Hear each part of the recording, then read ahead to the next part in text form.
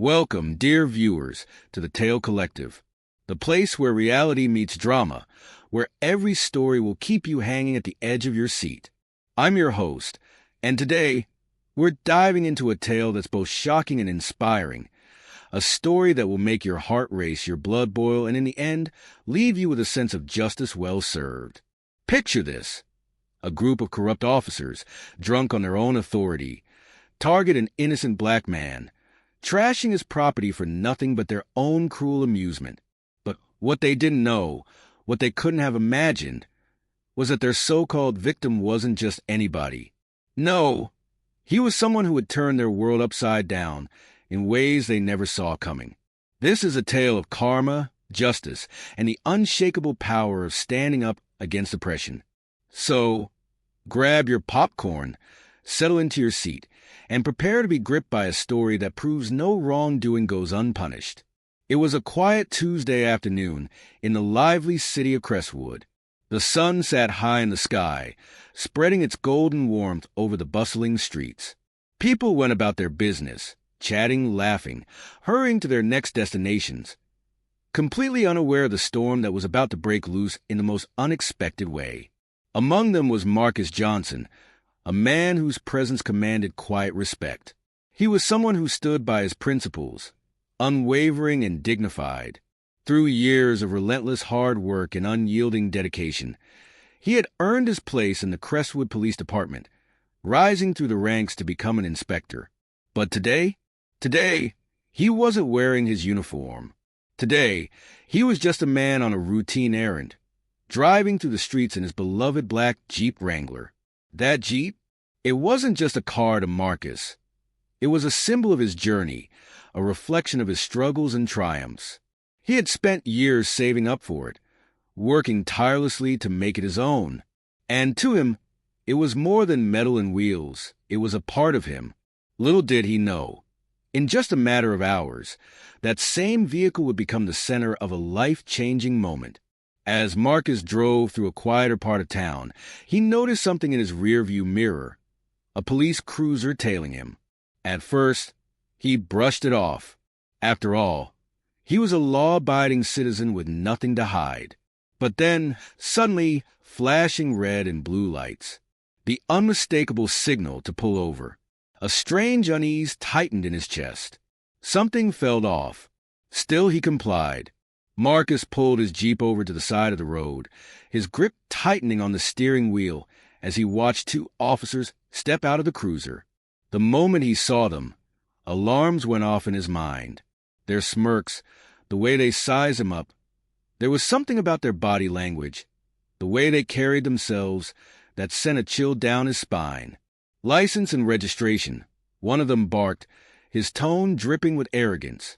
Marcus handed over the documents, keeping his face unreadable. This wasn't new to him. He had been in this position before. He knew exactly what this was. Profiling. He had seen it happen too many times, and now it was happening to him. The officers took their time, dragging out the process, exchanging amused glances as if they were in on some sick joke. Finally, one of them shoved the documents back into Marcus's hands. But they weren't finished. Instead of letting him go, they began circling his Jeep. "Nice ride," one sneered, running a hand over the hood. "You sure you can afford something like this?" Marcus clenched his jaw. He could feel the anger simmering beneath his calm surface, but he held it in check. He knew that engaging would only give them what they wanted. Then, the second officer chuckled. "Maybe we should take a closer look," he suggested, eyes gleaming with mischief, "just to make sure everything's in order."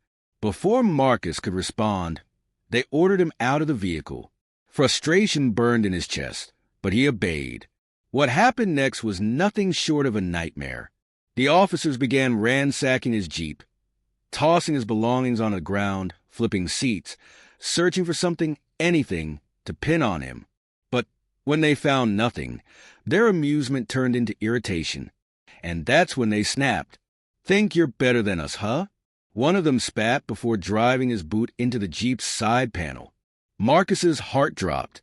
Then it got worse.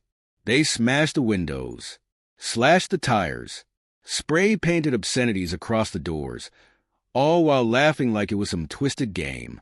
And when they were done, they turned to Marcus, expecting to see fear, to see submission. But what they saw in his eyes was something else entirely, a quiet, unshakable resolve. "You just made a huge mistake." His voice was calm, too calm. The officers exchanged amused looks before one of them let out a laugh. "Oh yeah? And what exactly are you going to do about it?" That's when Marcus reached into his pocket and pulled out his badge. He held it up, letting the golden emblem catch the sunlight. And suddenly, all the color drained from their faces. Inspector Marcus Johnson, Internal Affairs. The arrogance in their posture crumbled. Their smirks vanished. Panic set in. They stammered out excuses, their voices shaking. But it was too late. Marcus had seen enough. The next few days were a whirlwind. Marcus filed a formal complaint, launching an internal investigation. The officers, suspended. The community, outraged. His story spread like wildfire. People rallied behind him, demanding justice. And in the end, justice was served. The officers were fired, charged with multiple offenses, and stripped of their badges. Marcus's Jeep was repaired, but the scars of that day remained, a reminder that the fight for change was far from over. But Marcus, he didn't stop there. He used his experience to push for real reform, advocating for better training and police accountability. He mentored young officers, teaching them integrity and empathy. And that Jeep, it became a symbol of resilience. He brought it to community events, using it to share his story and inspire others to stand up against injustice. And there you have it, folks. A story that proves justice may be delayed, but it is never denied. If this story moved you, don't forget to like, share, and subscribe to A1 Storyteller for more gripping tales that inspire, educate, and entertain.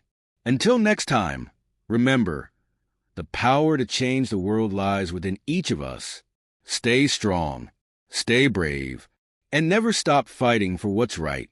This is the Tale Collective, signing off.